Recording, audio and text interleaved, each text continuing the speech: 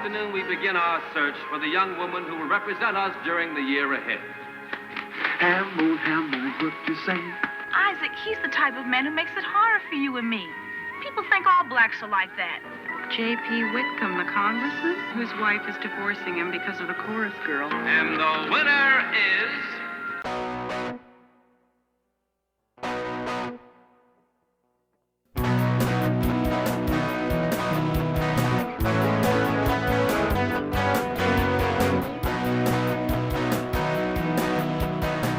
Battle of the Network shows. Join Rick Brooks and Mike Kogel as they explore the TV of the 70s and 80s through hand-picked episodes of their favorite and not-so-favorite series.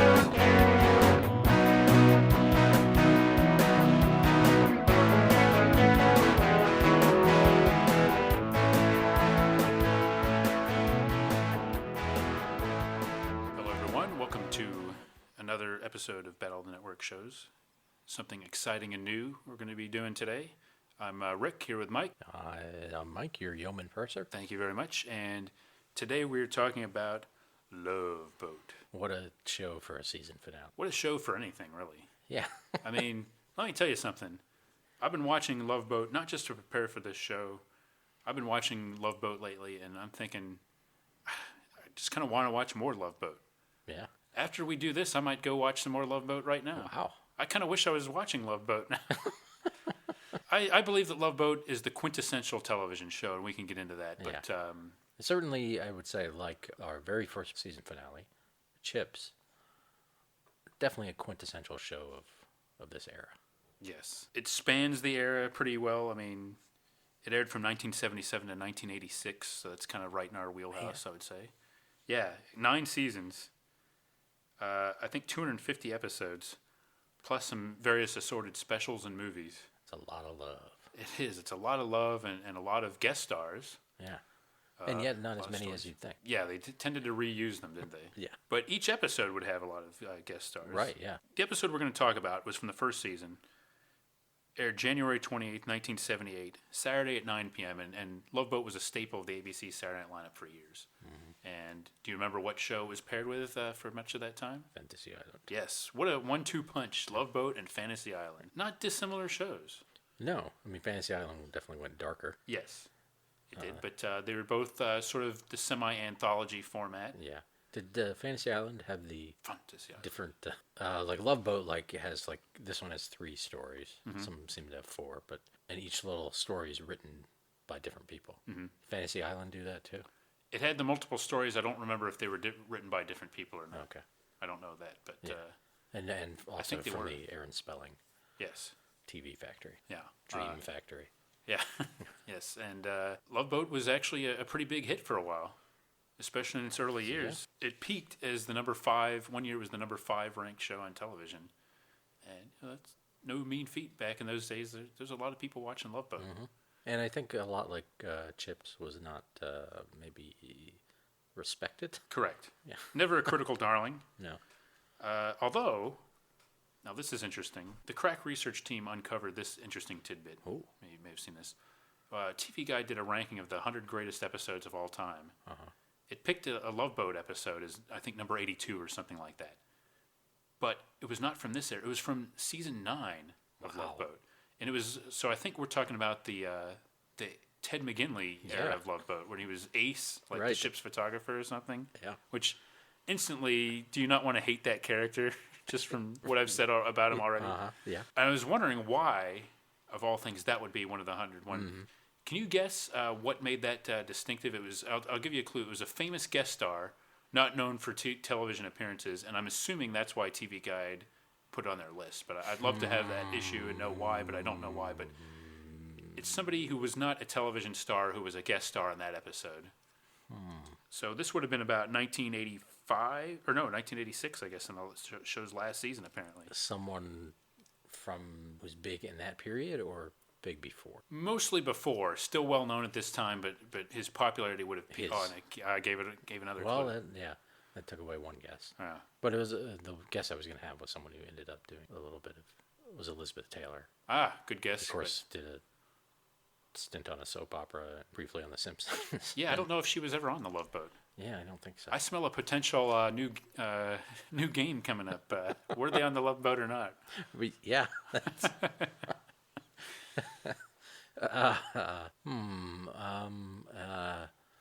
Cary Grant? No, another good guess. Not Cary Grant. God? I think the hand of God was always present in the production of this show by giving us, such a gift to enjoy. But no, not what I'm looking for. Was it an actor? No. Oh, it was a celebrity, but not not known for per se for show business, but part of the show business atmosphere. I'll say this: a big figure in pop culture, you might say. Michael Jackson? No, not Michael Jackson. Prince? Not Prince. Not a musician. Not a musician. Okay. Associated with musicians, perhaps, but not a musician. Associated with musicians. He was famous for more than 15 minutes, you might say. Andy Warhol? Yes, Andy Warhol. What? Andy Warhol, and I believe Marion Ross, a.k.a. Mrs. C, was also on that episode. Now, I'm going to go out on a limb and claim that Andy Warhol was the big draw for that episode, not Mrs. C. Yeah. No disrespect intended, but No, I don't think it was her first trip on the Love Boat either. no, if you know what I mean. I just meant Oh, okay. she's been on it before. Well, that's what I meant too. Yeah, right. Okay, then I do. Love Boat was a PG-rated show. Yeah, there's a lot of love. Rather chaste, although This sort one, of falls a little bit between not reaching the Three's company level of raunchiness, right. but a little bit more than your Laverne and Shirley maybe or something. Yeah, or couples Happy wake up Days. in bed together sometimes. Yeah, they're End up adults. maybe in the wrong cabin. Yeah. Yeah, Doc was a little bit of a ladies' man. Yes. Not in this episode, but No. Where should we start? Should we start talking about the show itself, this particular episode?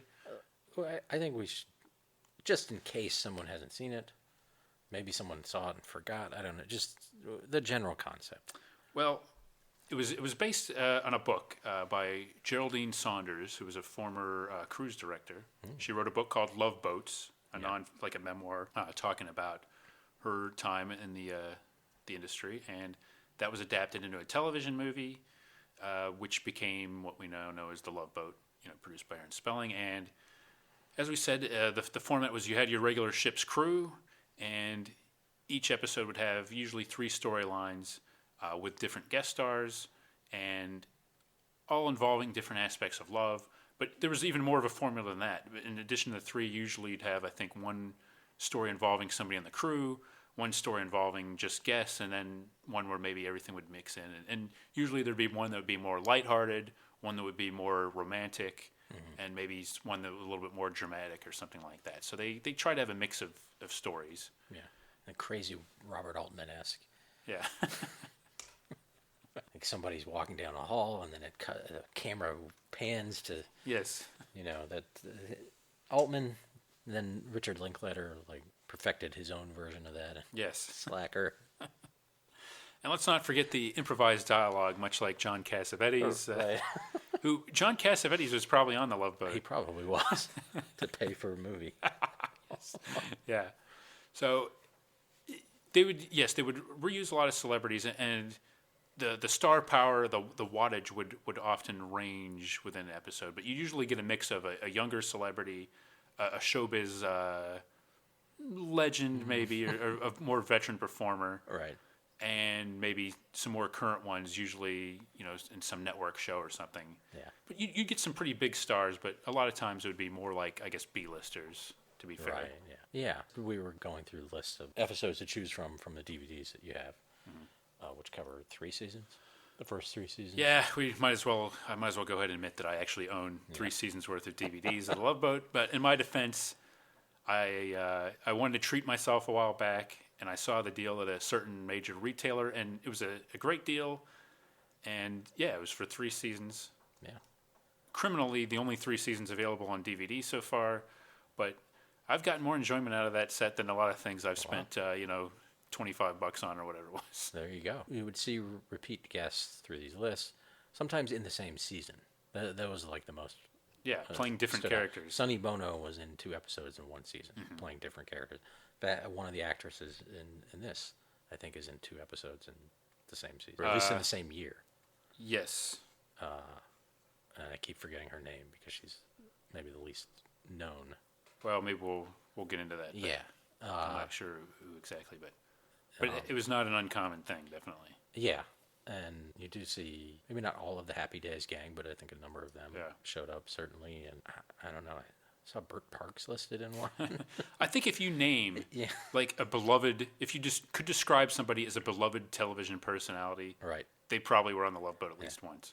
Also, like a lot of the people Brett that we Summers. talk about, yes. In fact, I believe I saw Brett Summers and the host of the Match Game, Gene Rayburn, in the same episode. Yeah, They're listed in the same episode. And similarly famous for being famous back in that time of day. Those people, chances are, they would be on the Love Boat. Yeah, Charo was an infamous passenger on the. She was the Pacific Princess. Part of she was an entertainer, like part of the cruise line. I think she played the same character every time. She was like a regular on the show? Well, not a regular on the show, but she played when she showed up. She would be the same character. Right. I think she went from ship to ship doing her act. And okay, right. Like I one of those descriptions said, whatever her character's name is, comes back, now that she's in it or something. So maybe she started out as a passenger and became something, but I think she was the same person every time, unlike most of these people. Yes. So you had the ship's crew. Right. And one thing I like about the show, one reason I say it's the quintessential TV show, it combines comedy, drama, a little romance, and this mix of sort of combining quote unquote modern era with old show business. So it's like a blend of old showbiz and new showbiz, and sort of celebrating. It's like a celebration of TV by having all these TV stars and not so much stars in one place, and it's got all this sort of corny veneer, and bringing everything together that kind of makes it this is kind of what television is, especially television of this era. And you mentioned there being a formula. Part of the formula is it's the trip. So pretty much, I think every episode begins with passengers boarding and the crew welcoming them on. Then you learn some things about each of the guest stars there, some confetti throwing, and then by the end, it's the end of the trip. They've resolved some kind of story, and they've reached, and they say goodbye to the crew on their way out. Yep. You get some nice exposition, expository dialogue at the beginning when they're boarding. That's always good. I kind of enjoy the way they set up, and that's another thing that's TV-ish of it, is the contrived nature of these storylines and how they set them up right away as they're coming in. Yeah. Usually in conjunction with one of the crew members, but yeah, pretty much any kind of situation you could think of, the Love Boat handled it. Now granted with 250 episodes, of course you would, but identical twins, they did that. Mistaken identity, yes. Somebody mistakenly thinking somebody's going to murder them, yes. UFOs, yes. I don't remember that episode, but I'm sure that happened at least once. So the crew, let's introduce them, our audience, to the crew, or reintroduce them. And let's say too, the show begins by introducing the guest cast first, which is interesting. And the episode we're watching, I think in the first season they just had the names, right? And then they would add the famous the circle shots, later they would do that. Okay. So that would be later, and then that would be a hallmark of the show. But in this season, it was just names for the guests, and then you'd see the pictures of the cast. Yeah. And you notice they're introduced as your ship's captain. Yes. Your yeoman's purser. So you're creating that intimate feel. We're on the Love Boat with everyone. That bond you establish with the crew. It's very homey, very welcoming. Yeah. So the ship's captain, Meryl Steubing. Yeah. By the great Gavin MacLeod. Yeah. Formerly of Mary Tyler Moore and numerous other TV roles before that. But it isn't funny to think that arguably Love Boat was a bigger hit than Mary Tyler Moore's show.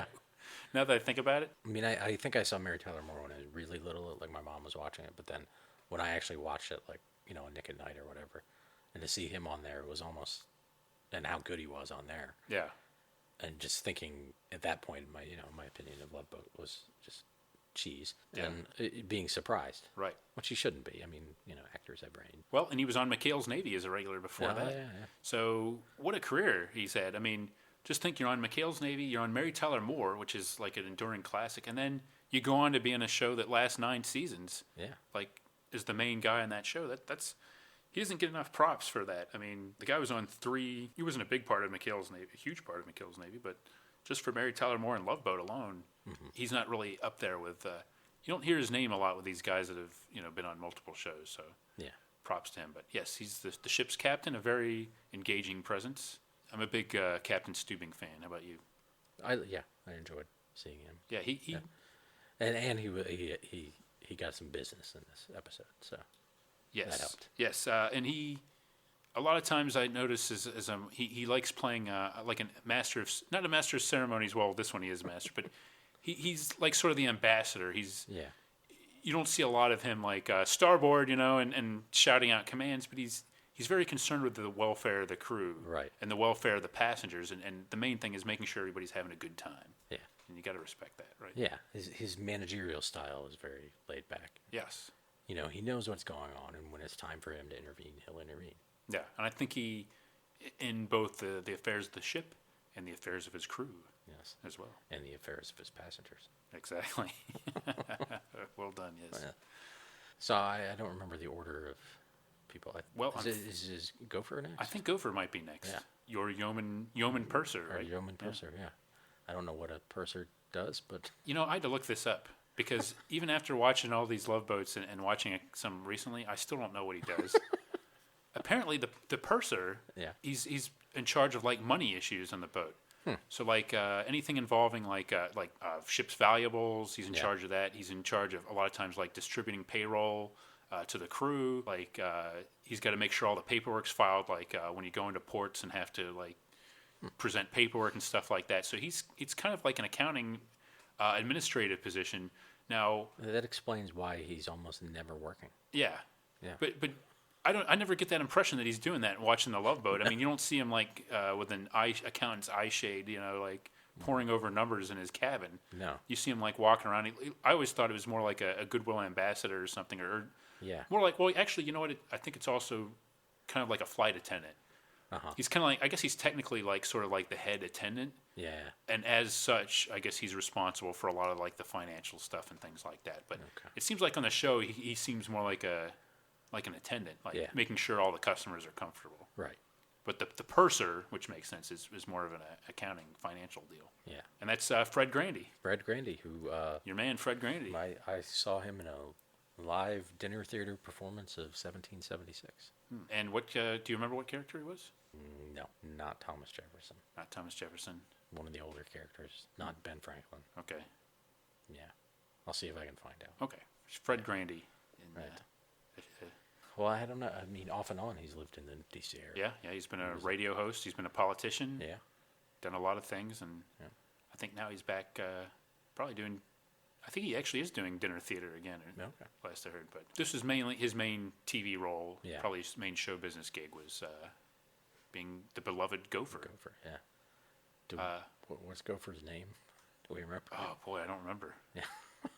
He's a well-meaning, Right. kind of sort of average, regular guy kind of guy in the Yeah. ship. Yeah. A good sort. Guessing Isaac was next. Possible, Maybe yeah. Doc. Either him or the other one, but well, yeah, it's either him or Doc. Yeah. So we'll start with Doc. yeah, Doc is your ship's doctor is Bernie Kopel, who was on Get Smart for years, and Yeah.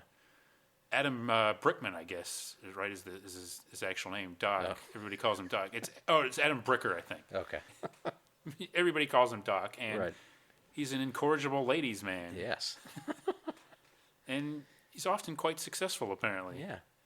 I don't know if that's something you want in a doctor, but Yeah, that seems like a little. as long as he keeps it, professional when it needs to be professional. Yeah, I don't think that character would really fly today. No. And I don't know if I mean, his personality, I can't remember him in those kind of scenes, but just seems genial. yeah, he's basically harmless, I think. Yeah. He's kind of someone that's always interested in them, but he's not really a rogue or a No. cad. He generally has interest in, every Right. woman that comes aboard the ship. Yeah. And wants to pursue something, but, it's your ship's doctor. But I think he'll take no for an answer. Yes, that's a good point, yes. And then Isaac, the bartender. Yes, your ship's bartender is Isaac, And he gives the infamous little finger point to you at the beginning, and very cheerful presence. A great mixologist. Yeah. Ted Lange. Ted Lange. He'd been on That's My Mama before that. And again, this was his main role. Yeah. Not everybody's fortunate enough to have several other sitcoms before this. Right. But I know he's done like stage work and I think did he go into directing? I think he did go into directing, yeah. And then Julie. Yeah, you're a cruise director. You're cruise director, yeah. Yeah. Very professional, but I think she had some personal issues sometimes. Well, in real life she did. Yeah. Yeah. But the character, I think, she had everything together professionally, but I think she was often had some kind of romantic storylines going on the show, and I think the idea was that she wasn't necessarily as composed in her personal life as she was in her professional life. Right. Maybe. Yeah. But administrative, very very competent cruise director. Yeah. And often the first person people would talk to and go to with issues aboard the ship. So she was definitely a liaison for passengers. Yeah, and that's it. That's the career. Yes. Later, no one else was on the ship. Yeah. Those 5. Yeah. There's no cook, for example. Nope. They just had MREs or something. And, yeah. Had everything shipped to shore or shore to ship. I guess flown in. Nobody's cleaning all the cabins. Nope. Until they dock, and then they air out the whole boat for a week. Isaac's running around between all the different bars. Yeah. And, so, and then later, Captain Stooping's daughter, Vicki, would become a cast regular, and Ted McGinley would join later. But for now, it was just this group. Interesting tidbit, one of our storylines this time was written by our ship's doctor and our ship's yeoman purser. Yes, Fred Grandy and Bernie Coppell co-wrote Isaac's history lesson. Yeah. Which We'll discuss that later, I'm sure, but it's interesting that Isaac didn't write this it is. story, but those two, of all people, wrote Isaac's history lesson. Yeah. I found that amusing. I did too. Actually, as soon as I saw that in the credits, I found it amusing. Then, as it went on, I found it even more amusing. Yeah. And so, again, we were looking through this list, and one of the recurring things I saw in the list, and certainly in the suggestions I threw out, and then we kind of picked one. People who we talked about on other episodes of Battle of the Network shows. Yeah. Which shouldn't be surprising, but it was surprising how many of them were popping up in these 3 seasons. I mean, I don't even think I included the one with Todd Bridges in the suggestions. But wow, yeah. No. Him and Don Knotts and... so many possibilities. Grant Goodeve and all sorts of people. Yeah, we could have gone many different directions. Yeah. But I don't regret this at all because it includes some that we've already talked about and some we haven't yet talked about, and I'm kind of glad we got to them in this episode. So a pretty good assortment of celebrities on this one. Yeah, led off by our man DVP. Yes, DVP bookends this season of Battle of the Network shows. Dick Van Patten, in case somehow you don't know who DVP is. If you're not hip to the DVP yeah. nomenclature. So his storyline is the Congressman was Indiscreet. Very timely. And he's also in with, if I'm not mistaken, one of your favorites. No, I'm just kidding. I'm sorry. Vicki Lawrence is his partner in this segment. I don't have a problem with Vicki Lawrence, but I know you are not a fan of the Mama's Family. I couldn't stand that show. So. I don't think I think I briefly liked the show because I had seen the sketches on Carol Burnett, and I liked the sketches. Yeah. But then now I just associate the show with not good TV. There's just something off-putting. But despite having the great Ken Berry, it never did. Yeah, and other Betty White and at times. And Rue McClanahan were on there. And I found the Mama character rather abrasive. I think on the Carol Burnett show with Carol Burnett and Harvey Korman involved, it was something. And in different. 8 or 9, maybe 10 minutes, it's a little different than 20-some minutes. Right. But this is a much more sedate Vicki Lawrence. Yes. And then Maureen McCormick. Oh, yes. Winner Take Love. Yes. Is another one. Right. And Bobby Sherman. Yeah. Teen Idol Bobby Sherman. I don't really know much about Bobby Sherman. Well, let's see. This was, 1978. So Bobby Sherman, I think, was in his mid-30s at this point. He peaked about a decade earlier. Right. He was a musician, a big teen idol, and a big star of the teen mags. I think one of his big breaks was he was in the show Seven Brides for Seven Brothers, which was about I think almost exactly probably 10 years before this. Okay. And, you know, Maureen McCormick, of course, was Marcia in the Brady Bunch, which was before this, and this was her kind of post-Brady Bunch career. Yeah. So they're kind of the main stars of that segment. Yeah. Although one of your favorites, who we didn't really get to talk about, Priscilla Barnes. Yes, it was Terry on Three's Company. Yeah. It was not in either of the episodes we talked about No. in our Three's Company episode, but she was here as a pleasant surprise seeing her. Yeah, because she's not in the main list of guests, is she? No, she was not. She's Yeah. in the end list. Yeah, she just kind of showed up, and I was like, oh, hey, it's Priscilla Barnes. Yeah, and some other ladies, because they're vying to be the ambassador for Princess Cruise Lines for a year. Correct, yes. It's basically a beauty pageant segment. Yeah, and then the last segment, Isaac's history lesson, includes the great Scatman Crothers. Mm-hmm. Yeah. Glad we got him out of this season.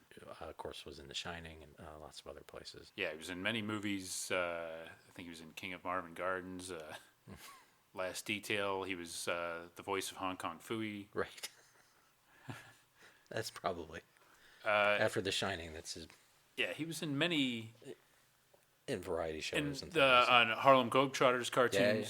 I think I'd say about Scatman Crothers. He's a guy that, again, like a famous guest in many shows of the 70s and 80s. I mean, right. he was a ubiquitous thing.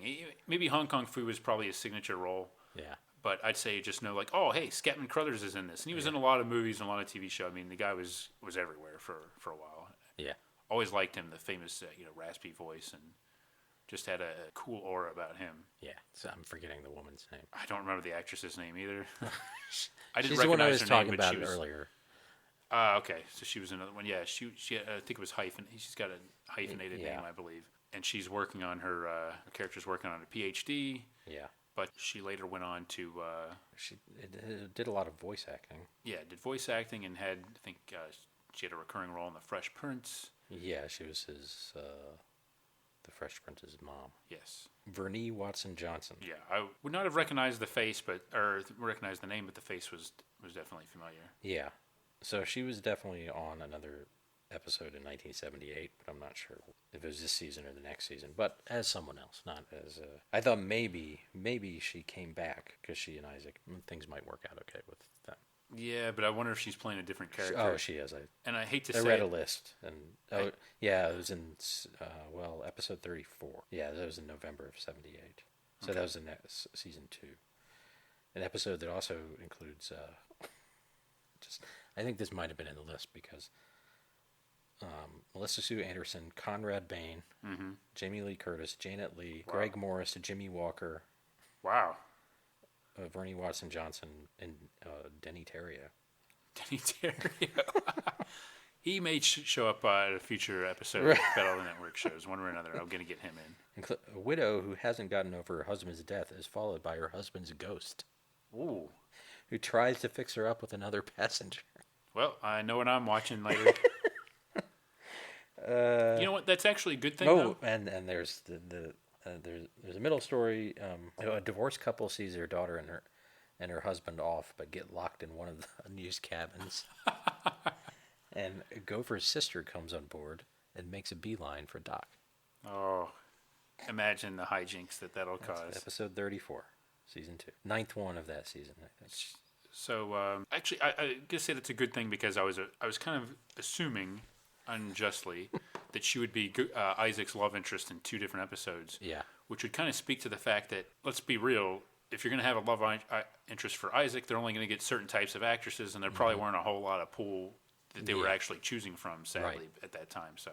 Yeah. But it seems like no, she was involved with Jimmy Walker and Greg Morris, I'm sure. Probably in that one, yeah. Yeah. I wonder if Jimmy Walker was the ghost, or I'm assuming Jimmy Walker was the ghost and Greg Morris is the other passenger, right? Greg Morris is from Mission Impossible. Okay, yeah. Yeah. That could be. There's got to be. Maybe it'll be cast against type, and Jimmy Walker will be like all serious, and Greg Morris is like a ghost. Yeah. Well, you know what? There's only one way to find out, and I'll do it. But that's another episode. Yeah.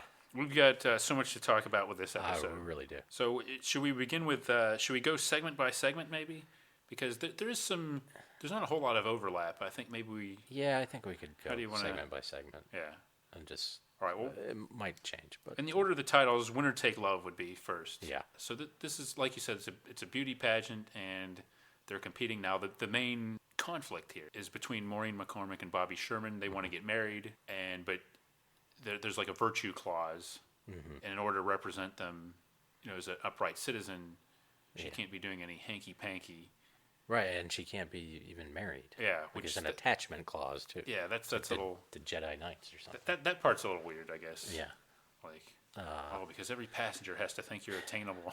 I didn't say that, but yeah, I guess Miss America has that too. Yeah, and there's a or at least they're not married. Yeah, and the man who's in charge of the competition, and sort of herding the girls is a character actor named Graham Jarvis. Yeah, who has just got one of those.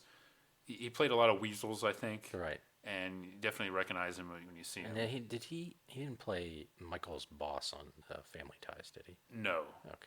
It was just a similar guy. Not that I know of. Okay. But I'll bet he was on Family Ties. He was on a lot of stuff. Yeah.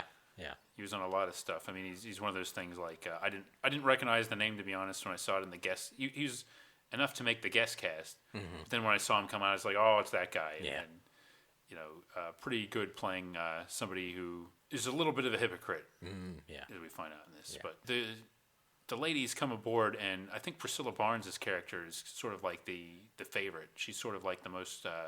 She's positioned as the most conventionally like pageanty. Right. She's blonde. She's tall, and she acts like an airhead. Yeah, and she gets lost. Although the male crew members seem to favor all of them. Yeah, they're split. Like Gopher's got eyes on the singer. Yeah. There's kind of a stereotypical Latina one. There's a stereotypical Asian one. Yeah. And they've, I guess. Yeah, the Latino Rita. Right, and Rita keeps sort of throwing shade at Priscilla Barnes' character. Yeah. They're basically calling her a bimbo. Right, but then Rita is also the one who finds out about Marcia and Bobby Sherman. Yeah. Well, they're canoodling in the cabin. Yeah. And he wants her. I mean, he definitely wants. I don't know about his character. I mean, I think he wants to marry her and stuff, but he also wants the hanky panky. Yeah. Like, why he's not listening to what she said. First of all, she thought he just came to see her off, and he actually bought a ticket. Yeah. Which is going to confuse things, and she'll get some amount of $5,000 and get to be on this, make commercials and things. Yeah, like, it's really a career for her. Yeah.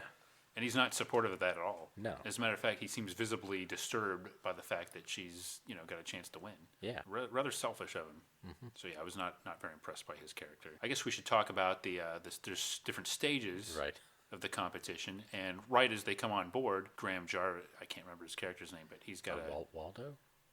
That sounds about right. I think it is Waldo. He's gotten a proposition for Captain Stubing. Yeah. He would like him to be the MC. Right, and Captain Stubing say, I can't do that. I won't be any good at that. This is like a great classic TV kind of thing. Yeah. The about face. Yeah, and so, of course, once he gets out there, he hams it up. Yeah, well, once he gets a laugh, he can't get enough. Yeah, he's reading like prepared material that's written for him, and he gets a few laughs, and he kind of gets a little bit swelled head about it. Yeah, so that's during the bathing suit contest, and they're all modeling some swimwear from somewhere. Yeah, and he's doing kind of like very kind of old school patter. Yeah, like with these little jokes to introduce the ladies. Right, kind of a little sexist. Well, yeah, like what's the one? I can't remember the one about the state. Like, our next contestant was voted the most popular in Nebraska, popular girl in Nebraska at the University of Nebraska. Which was quite an achievement, considering she went to the University of Wisconsin or Oklahoma, or something like that. Yeah, I actually laughed at that. And that's the Priscilla Barnes' character, I think. Yeah, it's weird because like he's actually getting laughs with it, but some of the reaction of the crew and stuff, it's kind of supposed to be cheesy, and they're kind of like rolling their eyes. But right, yeah. And I gotta admit, I was kind of laughing at it. And Stubing, once he gets going, he really launches. He embraces the role. Yeah, and at the end of that, like get me the script an hour early so I can punch it up. So I can punch it up. Yeah. It totally goes to his head. Yeah, that's great. He's a pretty good MC though. He is, and you think when he does his punched up material, and then later even actually just riffs. Yeah. You think you just keep waiting for him to go down, and he doesn't. Yeah. No, he doesn't. He's actually good.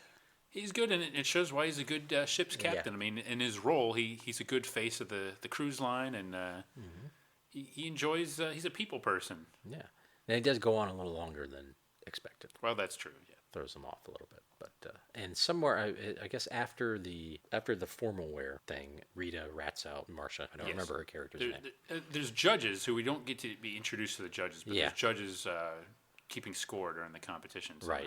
Yeah. Waldo's not involved in the score. That would be way. Well, he tries to be involved in the scoring. But. Yeah. So Rita rats out them, and they actually burst in on, which is kind of rude, but on Marcia and Bobby Sherman. Yeah. They're just making out, I guess. They're just kind of discussing like their plans and stuff. Yeah. I mean, it's not so much Yeah. And actually, that's the thing. They're about to. I mean, if they hadn't come by, right. I mean, she was going to tell him, look, I've got to go for the. Yeah. She couldn't be there with him in the cabin. Right. Yeah. That's right. So it was really bad, unfortunate timing for her. Yeah. Because that's the ironic thing is she was just about to leave him, I think. And right. So Bobby Sherman was upset about that. I'm sure. Yeah. And then Waldo has to kick her out of the competition. Yes. Which, is fine with Rita. Rita she's out to win. Yeah, there's some real competition there among the girls. I mean, we don't know much about her, but no, we do know she's out to win. Later, Marcia and Bobby Sherman are saying, why don't we just get married now? Mm-hmm. Now that this has happened and we're on this ship, let's just go in the next, wherever they are, next port of call and get married. But then, meanwhile, Priscilla Barnes, Jeanette, I think her character's name, and shows that she might be a little more clever than we thought. I believe so. She kind of does a little entrapment, I think, on Waldo. Yeah. She calls Waldo for help. She needs someone to zip out the back of her dress. Mm-hmm. And none of the ladies are around or something. She makes something up. Yeah.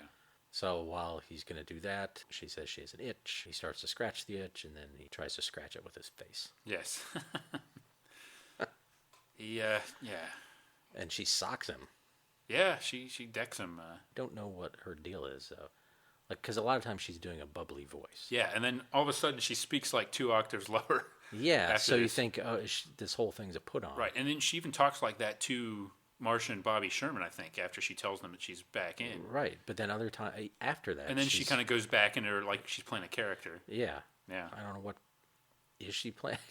The idea I got was that she does that to win the pageants, okay, because she thinks that's going to make her more popular. But then after winning, well, we'll get to that. She's still doing it. Like they're leaving the ship, and she's doing that. Yeah, I guess she thinks Princess Cruise Lines wants that. Yeah, that's how I saw it. I mean, I saw her as maybe it's because I was a fan of Terry, and I know how smart Terry is. But I think the character is meant to be much more intelligent than she lets on, and she kind of used that to her advantage, maybe. Yeah.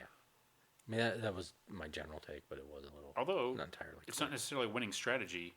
No. Because she doesn't win, and really, it hurts her. I mean, it shows that she's good on her to go through so much trouble to get Marcia back into the pageant. Yeah. Because it would have knocked out one of her competitors. Right, that's true. And so she comes and tells Marcia and Bobby Sherman this. Of course, he's not happy about it. Guess, again, registers some displeasure on his face. Mm-hmm. But Marcia's, we really need to know her name. Yeah. Anyway, she's excited to be back in the competition. And then we get to see the talent show, which, like, even before it started, I knew, like, okay, most of them are going to be bad at whatever their talent is, which is, the talent show or the beauty pageant talent cliche. Mm-hmm. But it's like, how did they get this far if they're bad? Is it just everyone else is so bad at everything else that they... Yeah. I mean, they're beautiful women and all that. Maybe the talent is only like 10% of the competition. Yeah. At the scores. So, we get the one woman kind of singing a little poorly. That's Gopher's favorite. Yeah. Alma, I think, or... Yeah, the Asian woman fails at a magic trick. Yeah. Fails to, break apart the Chinese rings. Rita does a flamenco and is pretty good, but then she does a split and can't get back up without Captain Stubing's help. Yeah. Ever the gentleman, Captain Stubing. And Jeanette... The Priscilla Barnes does a Hiawatha reading of Hiawatha, that poem. Is that right? in a sexy Native American, like a squaw costume. And then Marcia plays classical piano. Yeah, and well. Yeah, She's clearly the winner of the talent competition, I think. Yeah. If you're basing it on pure talent. Right. And so she wins the overall thing, and Bobby Sherman kind of starts walking out. Yeah. And this is really where I question this whole thing. Yeah, because the ending would be seen as problematic by today's standards. Right. Because she turns down this honor to go be with him. Which, if he hadn't been such kind of a yutz about it. Right.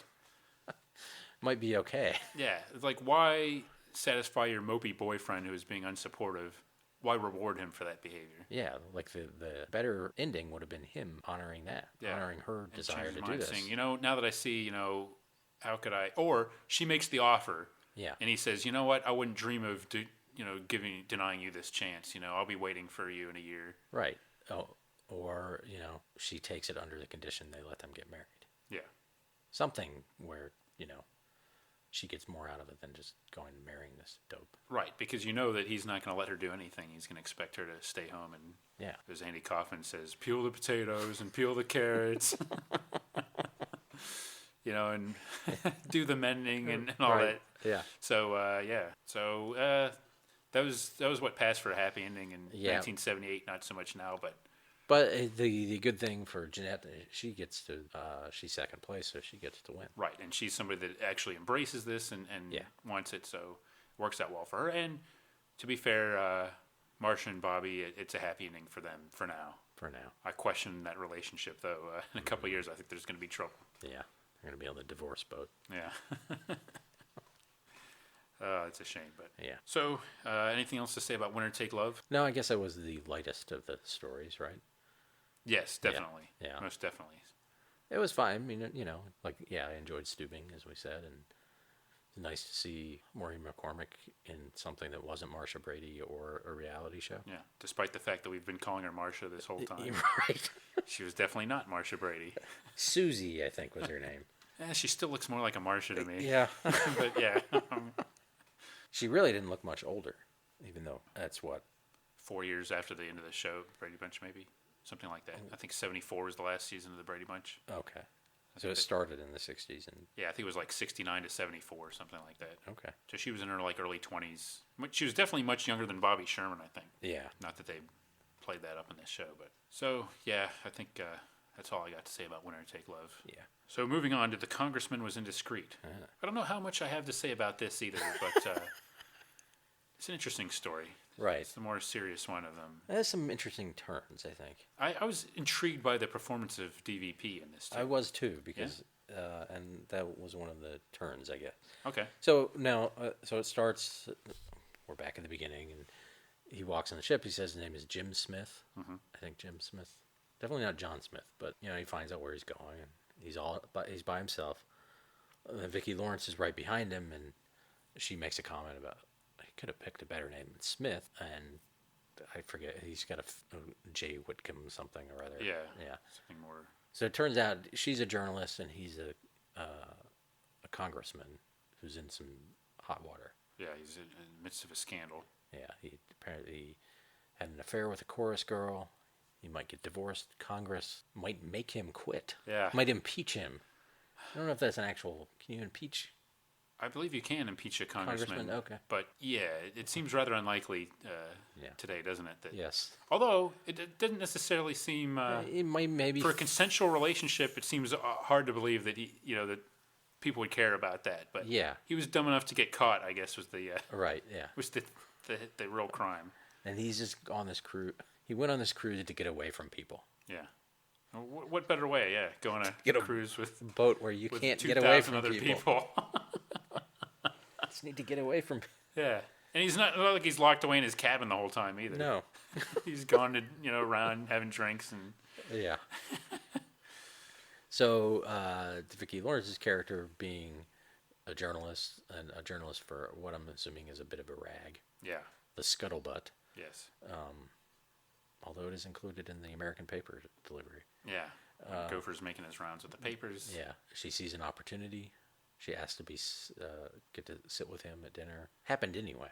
Yeah, let me mention something here too, because I was already thinking about this. Like, it seems like every other episode, stories are set up by passengers overhearing or stalking other passengers that are right ahead of them, or like you get these wolves that are like, oh, I got to get next to her. So as soon as they get on the ship, right, if they're single, they're looking for love. Yeah.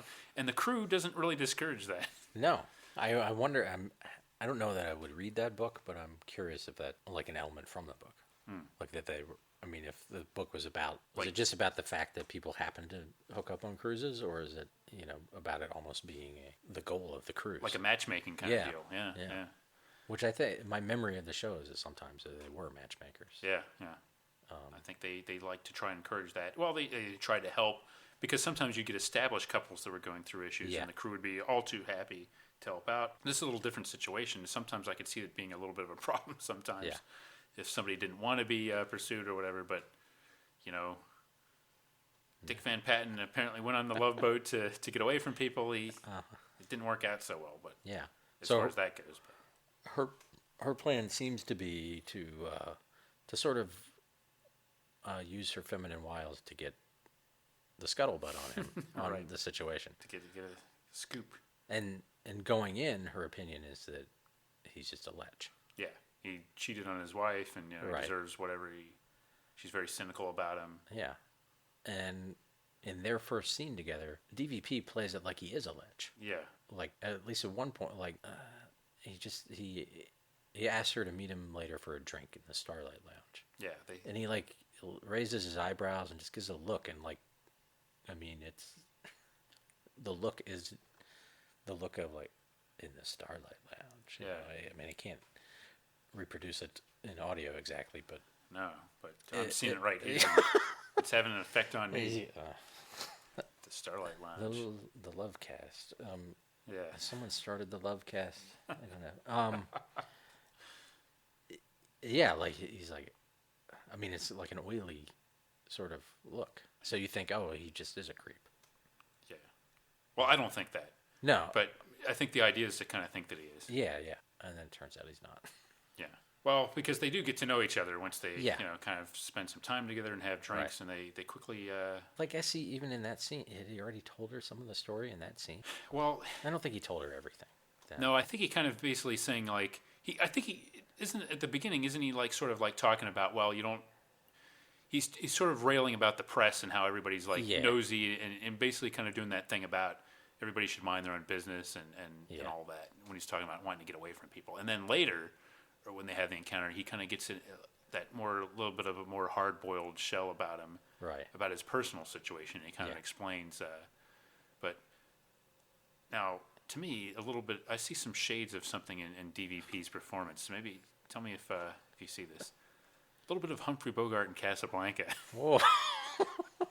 Now, bear with me here. I know that's your favorite movie. He's kind of like a little bit of all the gin joints and all, but it's more like that world weariness of he's sitting there with his drink, and he's kind of looking ahead, not looking directly at her, and kind of talking about, boy, if only anybody could just leave a guy alone, and all this kind of stuff, feeling a little sorry for himself, and also a little jaded, kind of that world weary Bogart quality, right? That I definitely see in Dick Van Patten. That's true. I think that's where he got his inspiration from. I'm sure his old Humphrey Bogart movies. I'll buy that. And he's in a tux when he's doing that. Yeah. So that's right. So they have dinner, and it's interesting because the dinner and when they have that first chat, they're on the periphery of the beauty contest. Yes. Because the formal thing happens in the dining room, whatever they call it, and the other part happened on the Lido deck, I guess, or the pool, anyway, and. I just assume it's the Lido deck because they say that. Sure. It's by the pool. And then after dinner, they're out talking on the railing, and he explains that, well, he was going to get divorced anyway. Yeah, and everything, it was already over. Yeah. And then he was going to have this, and then he had this thing with the chorus girl, which didn't last either. And but he was sincere at the time. And more importantly, he was going to pass a tax bill that would have revolutionized everything. Instead, this tax reform bill that nobody cares. Yeah, and all of a sudden, because all they care about is the salacious stuff, and so Vicki Lawrence's character is starting to, see this other side. Yeah. But she calls her editor and just kind of is giving him, here's what I have so far. Yeah. And she's like, but don't print it. Of course, you know what's going to happen. Yep. They're going to print it. Yeah. DVP is going to see the paper. Shocking that a publication called Scuttlebutt would have questionable... Yeah. Yeah, but they didn't necessarily listen to the reporter's wishes, and they ran the story. It was a scoop. Yeah. And they say he's going to quit for sure. Mm-hmm. And whatever other information. They fill up a whole front page with it. Yeah, a big front page only story. Like 3 sentences worth of information. But They had his whole biography in there, apparently. Yeah. And I think she was about to tell him the deal anyway. Yeah. That she had fallen in love with him and he'd fallen in love with... I mean, he told her that. She didn't tell him. Yeah. You've fallen in love with me. Yeah. I have? That could have been awkward. Yeah. I thought we were just having drinks. Drinks. Yeah. Huh. And that was page 2 of the Scuttlebutt. Yeah. Weird. Well, she's really impressed by his views on tax reform. Yeah. Which we don't need to hear them, but No. whatever it is about taxes, he's going to reform them. He is, yeah. So she can't bear to see the nation lose out on this massive tax bill that apparently only he is the linchpin to. Right, yeah, he didn't co-author it or anything. Yeah, I don't think he's like the House Majority Leader or anything, but No. But he's a big component of it. He was going to do that. It's good enough for her. Mm-hmm. You know, I was going to pass this this tax bill. Yeah. Even though I'm only one of 535 Right. people. But he was going to do it. Yeah. And once he gets the paper, he has a natural reaction to he's angry at her. He's angry that the Scuttlebutt dropped Blondie. Right. I can't get my funnies anymore. And they put Doonesbury in there. Yeah. But yeah, and he's upset about that she betrayed him. Right. And he kind of realizes that what her motives were, which he's right, but he doesn't know the whole story. Yeah. He doesn't know all the Scuttlebutt. Right. And then later they forgive each other. Yeah. Or he apologizes and she doesn't think he needs to apologize, and she's quit her job. Like, he finds that out. Like, she quits right away. And Julie tells him in matchmaking. Mm-hmm. Yeah. And they work it out, and he's like, well, don't quit because I need, a supportive voice in the press. Yeah. But, realistically, if she's dating him, then she's not going to be able to be that. Well, at most places she wouldn't be, but at Scuttlebutt, perhaps she will be. Yeah. Unless they don't talk about their dating, but then that creates a whole, again, situation where he could get caught. Ugh, yeah. He's just repeating his pattern. Yeah. I don't know. What do you think about the future of this relationship, Mike? I'm more inclined to think this one will be okay. You think there's a natural chemistry between these two? Who? Between Vicki and DVP? No, I said ooh. Yeah. Yeah. Sizzling. Yeah. Ooh. Oh my. Smoldering. Yeah. Well, yeah. Until he gets to get a good look at her in her old lady outfit. He said, "Is this how you're going to age? Yeah. I want no part of this."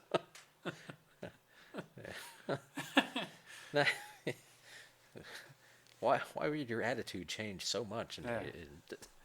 Yeah, really. Yeah. Well, Dick Van Patten is very good at making moon eyes at people. I think he does that a couple times at her. He does. I mean, when you see Dick Van Patten look at somebody, that's the audience's way of saying that they're really in love. It's a big signifier. You see, okay, that's good enough for me. And probably vice versa. Right. The way Vicki Lawrence looks at Dick Van Patten is a sign for all the ladies out there to say, hey, Dick Van Patten, he's the stuff. Yeah. I think it's going to work out. I think so. At least until, the end of the term. Or right. They should be able to go at least until he's running for re-election. Yeah. I mean, obviously there's some complications you're going to have to deal with. Yeah, and he's not divorced yet. No, he's not divorced yet. Yeah. So they're going to have to go through that. Right. He's going to fight for his job. Yeah. Maybe he won't get to stay in Congress. He might not get reelected. I mean, it's even if his intentions are good, this isn't going to look good. No. He goes from a chorus girl to a reporter that he meets on the Love Boat. Mm-hmm. That's not going to play well. Yeah, and he actually refers to it as a love boat. Yeah, that's right. He does. He knows what's up. It's not going to play in Peoria. No. I don't know if that's where he's representing, but it's not going to play wherever he's representing. I don't know. Yeah. Unless wherever he's from. Berkeley or something maybe, but not Peoria. Right. And I strongly suspect that it's supposed to be some kind of Midwestern district that he's representing. But the main thing is that those two crazy kids find love together. I wish them the best. Yeah. Maybe they'll have 8 kids. Yeah, it could be. Could be. They don't mention children, or does he have children? I don't think they mention that. Yeah. I think that's about all I've got on. Yeah. On the Congressman was Indiscreet. Yeah. Always good to see DVP. It is. And he knocked it out of the park on this one as always. Yeah. His fine evocation of Humphrey Bogart in Casablanca. Yeah. I don't think we got to really see him in casual wear. No, wear. I'm surprised he didn't write in a tennis scene where he's playing like paddle tennis or something on the right on the deck, or at least a game of shuffleboard or something. Yeah. But yeah, maybe that was cut. He was too down. Well, okay, that leaves us. We got to have time to talk about Isaac's history lesson. We do. Yeah. Written by Gopher Doc. and Doc. Isaac's history lesson. Mm-hmm. So this is the one that involves the African American members of the cast and the guests. Yeah. So Scatman Crothers comes on. Yeah. Ball of fire. He is. He's got a word. He's one of those. He's like gregarious. Yeah. As soon as he comes on the ship, he's got a kind word for everybody. He's happy to be there. Speaks in rhyme a lot. Ready to have a good time. Yep. He claims to be a ballpark peanut vendor, and everybody kind of falls in love with him. Yeah. Like in a platonic sense. Right. He makes people happy. Yeah. Right after he comes on, I think her name is Stephanie, and she comes on with an armful of books, and already a condescending attitude about that old guy. Yeah, she's got disdain for him. Yeah. We don't know why, but she doesn't like him. Right. Yeah. She kind of takes the wind out of the sails of like Isaac, I guess. And yeah. Well, Isaac immediately has eyes for her. Yeah. And this is like right after the beauty pageant people, and he's like, and he was interested there, but he's definitely, once he sees her, that's all he's interested in. She does mention like her dissertation or something, and we get more about that later. And then Scatman is showing them the ham bone, or the hand jive, or whatever you want to call it. He calls it the ham bone. Yeah. So he shows him his version, slapping his legs and singing a rhyme and things, and then Isaac does the Oakland version. Yeah. And this is for Oaktown. Doc and Gopher and Julie, and they're all into it. And Julie even asks Scatman to teach her the ham bone. Yeah. And I guess he tries to teach the other guys because they keep trying it. Seems like a good time. Right. Well, I'd be entertained by him. Yeah. Stephanie has, she's got a totally different attitude. Yeah, she doesn't exactly come out and say it, but she's clear what type of individual she thinks that Scatman Crothers is. She thinks she considers him an embarrassment. Yeah. He's living up to stereotypes and yes, just being the entertaining, smiling person for the white people. Yeah, shucking and jiving. Yeah, and she's studying like Black history. Yeah, that's what her for a PhD. Yeah. And so Isaac, of course, because he's interested in her, like borrows one of her books and then starts to. He's still trying to romance her, but he does take her side. Mm-hmm. There's one scene where she's sitting by the pool, gazing a little forlorn, and Isaac shows up in a leather shirt and leather pants. Yeah, he's smooth. He is smooth, and and she's thinking about their ancestors making the passage, slavery, and he's just like, yeah, but what about tonight? Yeah, he does kiss her, and but they're definitely just down on Scatman. Yeah, so good, and these keep or not opportunities, these moments keep happening where he's talking to her, and then one of the Gopher or somebody will come by, and I think during that one, the whole Scatman led all the other crew people and the band through, and he was singing Camptown Races. Oh yeah, that was, what? Of all songs, I know that was one that was a little on the nose for this. Yeah, I was a little bit more on his side. That's like, well, maybe that wasn't the best song to have him be sing. Yeah, and he sings it with gusto, and they party with him, and and Isaac's just kind of being rude to him. Yeah, he becomes very standoffish. Yeah, and then Captain Stubing wants to talk to him. Yeah, but he has something. He has to go to do the MC bit. Yeah. So later, they talk, and Captain Stubing informs him that, he was a great pitcher in the Negro Leagues. Yeah, and he does it kind of in a little, a very patronizing way. You mean to tell me that you don't recognize? He's Yeah. just kind of like Man, they're idiots for not recognizing him. Right, like he saw him when he was a kid. Yeah. In an exhibition in Brooklyn. Yeah, and they They like, got their noses stuck in books. right. That's right.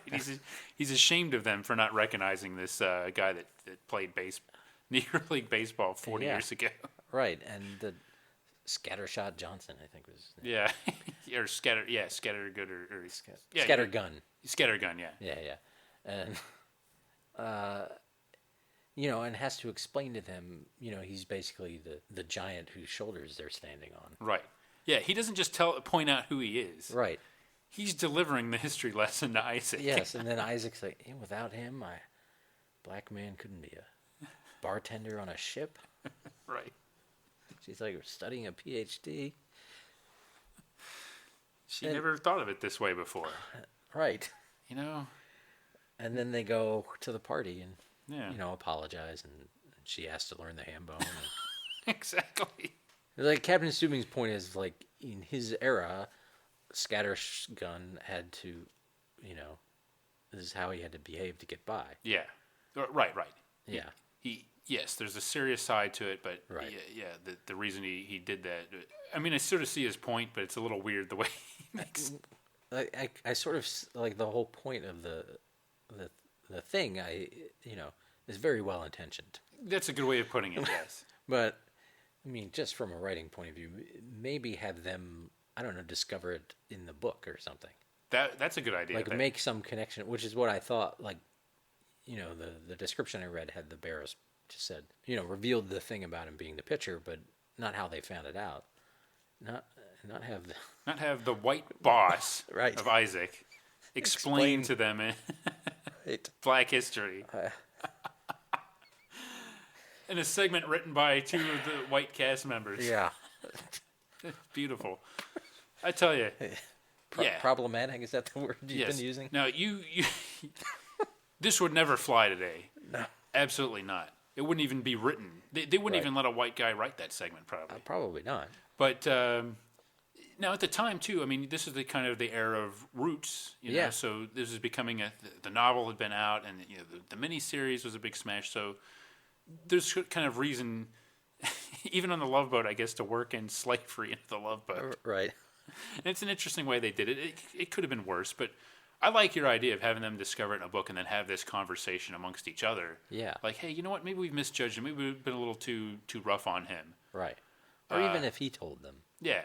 Or, yeah, and he wouldn't do it in a way like, hey, you shouldn't be treating me like this. Or he could say something like, well, I'm not always, I wasn't always smiling like this, but I had to because, right. after so many times getting turned down at a restaurant or something like that. And, they could, something that indicates that he feels their pain or feels the pain of discrimination.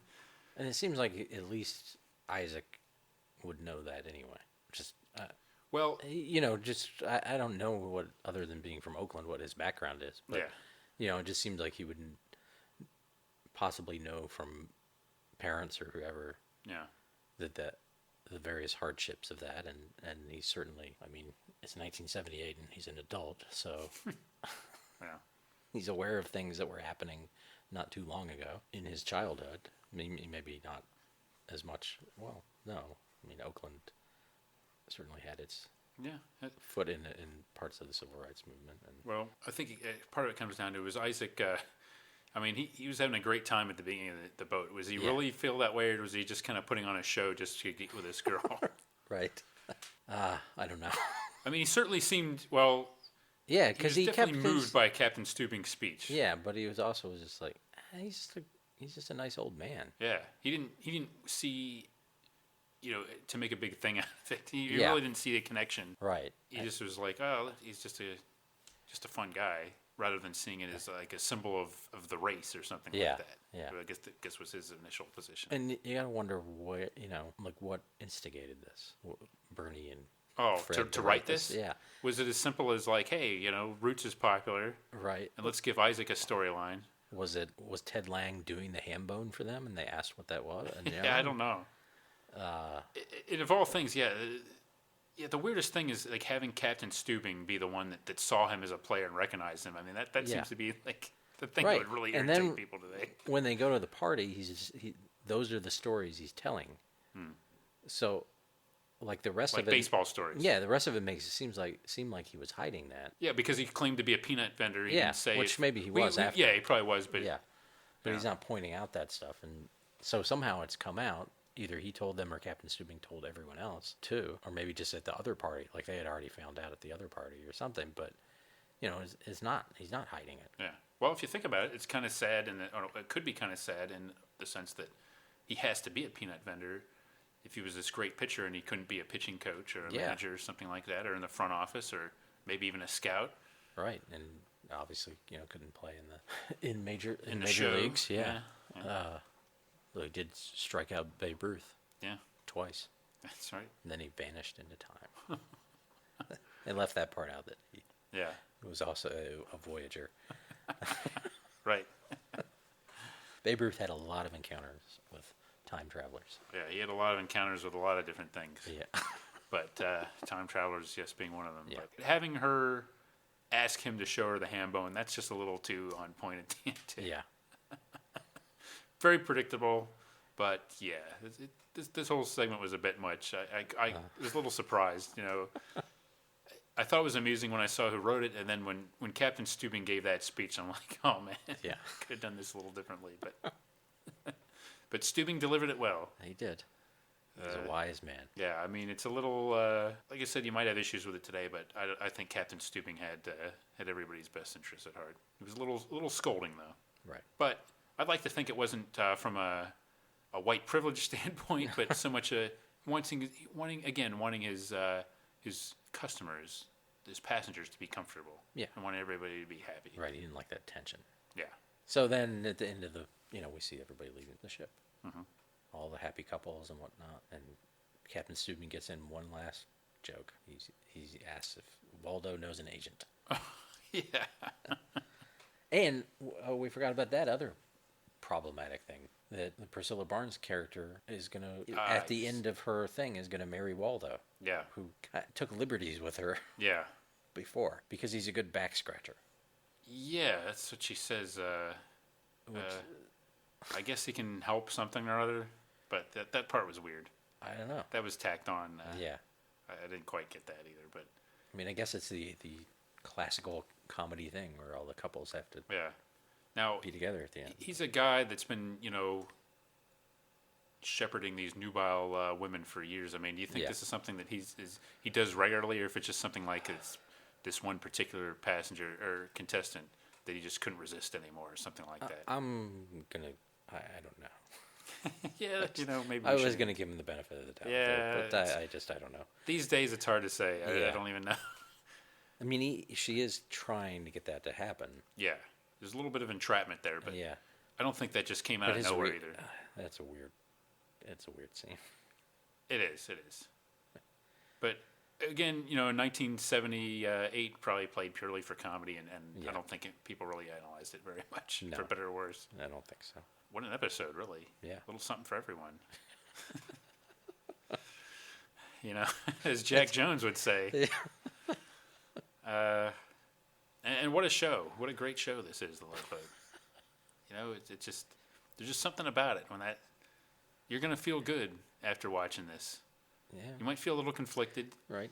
You might feel a little confused, maybe disturbed by some things as we were. Right. But overall, I'd say I feel pretty good. Yeah. And when that song comes on and I see, I think I mentioned to you, one of the great pleasures of going through the Love Boat, and when it comes on TV, it's still shown in syndication. And I think I watched it both when it was on Saturday nights. I remember watching it, and I remember watching it, some of it in reruns. But more so probably in its original run on ABC. But you watch it and there's that little anticipation.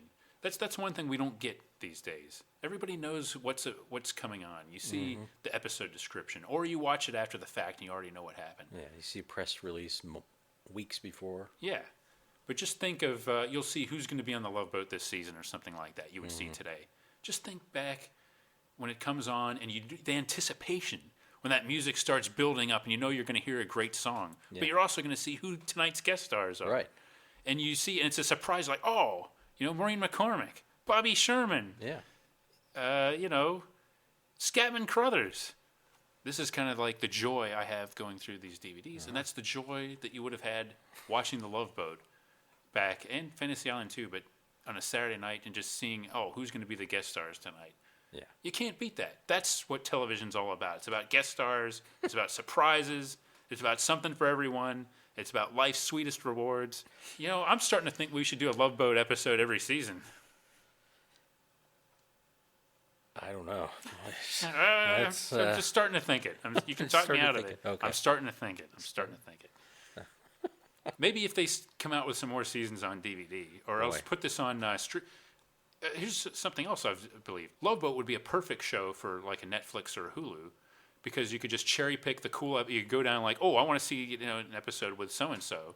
Yeah. And you could just pick it. So it'd be a great one. You don't necessarily need to own 250 episodes of it. But it'd be great to just watch, hey, you know what? I'm in the mood to watch a Love Boat. Mm-hmm. Unfortunately, though, that hasn't happened yet. Yeah. Although there's been some and as of this writing, I don't know, but there's been some very, very suspiciously good quality copies of Love Boat on YouTube for years. And there was one that, there's like a watermark, like Love Boat channel or something like that. So I think maybe they're shown on some ships or something. I don't know. Or I don't know where the uploader got them from, but really good quality copies of the Love Boat. So maybe you can see all these episodes. They pop up every now and then. I've seen them. Yeah. I think they get taken down and then they come back up. But I mean, they really at least should be on CBS All Access. I mean, nothing should be on there because you don't have to fork over. Yeah. But I mean, it is at least these DVDs are CBS from that. Yeah. Their vault, the Paramount. CBS Paramount Vault or whatever. I mean, maybe there's some music clearances, but I think part of it was they released these two in the dreaded split seasons where you'd get season 1, volume 1, and volume 2, and they were kind of overpriced. But this 3-season pack, I got a good deal on it, and this is 1970s/1980s television, cheese television at its best. It's good comfort food. Was there one revival or two? I remember the UPN one. That was with Urich, right? Yeah. Yeah, that's right, Robert Urich. Oh my gosh! Wow. That's the one I remember, but I couldn't remember if there was another. Well, there may have been multiple, because Fantasy Island had the revival with Malcolm McDowell. Yeah. And there might have been another one of those too, but I don't remember. Fantasy Island is one we might have to take a look at. We've discussed that. Yeah. Fans, if you'd like to hear us talk about Fantasy Island, let us know. Mm-hmm. And if you'd like to hear us do a Love Boat episode every year, let us know that too. If you'd like to hear us just do a Love Boat podcast, don't think I haven't considered that. That might be a solo podcast. The Love Boat podcast. Wow. There might be one out there already. There could be. Go looking, but there's certainly plenty to talk about on any episode of the Love Boat. Yeah. The format means that you've always got something exciting. And some other behind-the-scenes returning people. Douglas Kramer, who was involved in the Wonder Woman show. Ah, good point. Yes. Charles Fox wrote the music. Yes. For the theme, and also wrote it for Wonder Woman, and that's and Happy Days as well, right? Yeah, I think so. The co-writers of that. Yeah, and of course, not a returning customer, but your boy Paul Williams wrote the lyrics. Yeah, that's right. More proof of his genius. Yeah. One of the best theme songs in TV history. You can't deny its catchiness. No. Yeah, I mean, it just, everything gets resolved. Everybody goes home happy. Yeah. And it all starts again. Sometimes you need that in television. Yeah, nothing really changes long term. No. Some of these things may be passé by today's standards, but I think there's a place for this kind of television. And it's called the CBS television network today. But maybe there would be you don't. We've talked about kind of with other shows. You don't have this kind of celebrity anymore. Might be kind of harder to pull this off. Maybe the economics of it wouldn't work as much. But this format, I don't know. I'm surprised someone. I don't even want to say this. Really, hasn't done like a reality show version of it. Oh, haven't they? I think they have. Yeah, maybe. Yeah. Maybe they have. Stick a bunch of celebrities on a cruise ship for a week. Yeah. See if they get together. Get together, yeah. I don't know. I'll stick to the old school, the original, classic version of the Love Boat. Right. Yeah, I don't know how you make it between not having the same kind of celebrity and just that crew is. I mean, they're all around. They are. Yeah. God bless them. but and they're getting or have received a Hollywood Walk of Fame star. Yeah, not everything has to be remade or rebooted. No, just put The Love Boat on streaming and we'll be happy, I think. plenty of people, they'll watch it for whatever reason. If it's cheesy or if it makes them feel good or what. It's all the same. It's there. As long as it's making somebody happy. Yeah, right. I don't think so. I think this has been a successful voyage. Yeah. And I look forward to making another run in the near future. This episode brought to you by the Ham Bone. This episode also brought to you by the Scuttlebutt. Now, more than ever, you need the Scuttlebutt. Also, try our sister magazine, the Hubbub. This episode also brought to you by Love, exciting and new.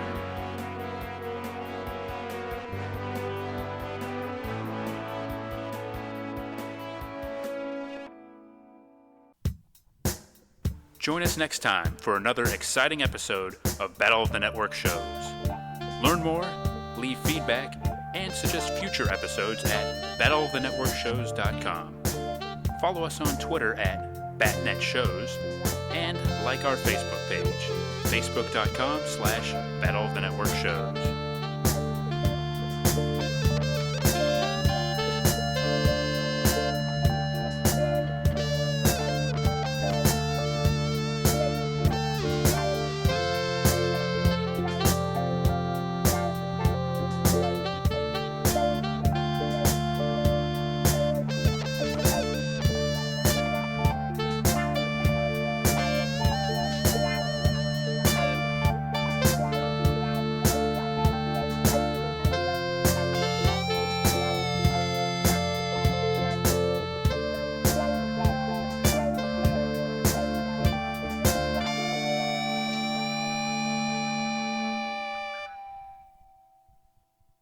The Love Boat. The Love Boat. The Love Boat. The Love Boat.